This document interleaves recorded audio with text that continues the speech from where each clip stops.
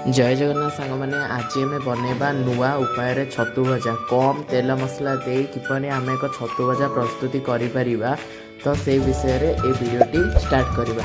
तो प्रथमे कड़े सोरिष तेल किंबा रिफाइंड तेल को गरम करंतु। तेल गरम होगा पर किसी सोरिष देवे नचेत जीरा देवे। मुझे जीरा यूज करुँची जीरा देवे। जीरा पर गोटे सुखिला लंका आपण राग हिसाब से सुखिला लंका दे पारे।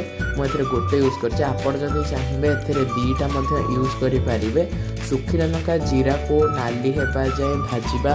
सुखिला लंका जीरा नाली हो सारापर से छेचा रसुण दबा। रसुण टी को नाली होगा जाए भाजबे। रसुण टी जेपन जाए पोड़ पोड़ न हो जाए से पन जाए रसुण टी को भाजवा।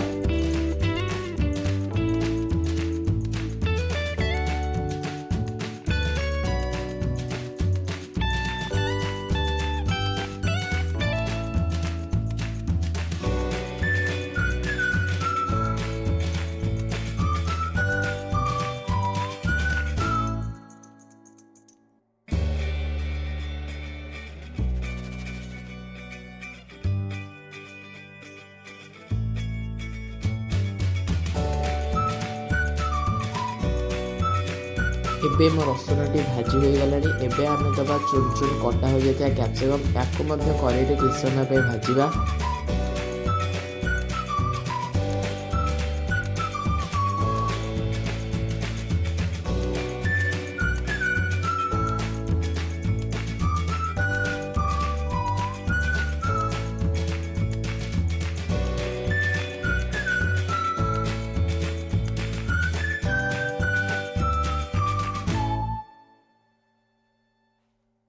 एबे आमे दबा आधे किसी चुन चुन कटा हो जाता पियाज। पियाज टी को आप पतला पतला काटे जहाँफल पियाज टी सीझापी बहुत कम समय लगी थाए।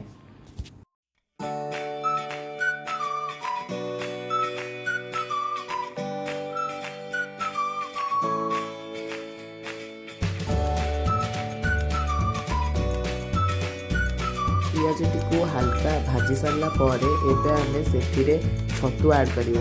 छतुटी को आप छोट छोट काटी थे। छतुटी बड़ बड़ काटी ना मुझे पैकेट छतु यूज कर चाहिए जरी छतु बा कुटा छतु यूज करें। एबे तब आम किसी लुण जदि आपण मैंने आम चैनल नुआ अच्छा तेज चैनल को निश्चय सब्सक्राइब करेंगे, लाइक करेंगे और शेयर करेंगे और भल लगुले कमेंट करेंगे। तो आम ए लुण दबा। देन लुण दे सारापर आम ए हलदी गुंड देवा।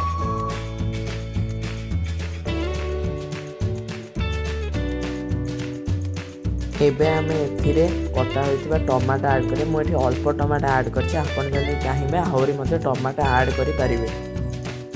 एबे आमे किछि चुन चुन कटा होइतिबा कंचा लंका दबा। मुझे कंचा लंका देइछि एवं राग लंका गुंड मते देइछि।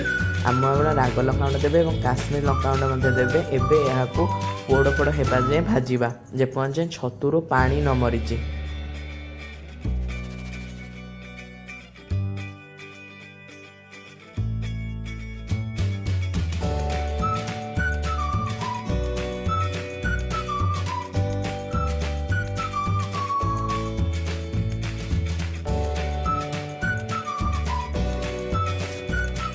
तो देखिपे एवं मो छतुर समस्त पानी मर जाए एवं छतु मछा प्रस्तुत हो जाए। तो एबे आपण प्रस्तुत हो टेस्टी टेस्टी छतु भजा। रहुछि जय जगन्नाथ।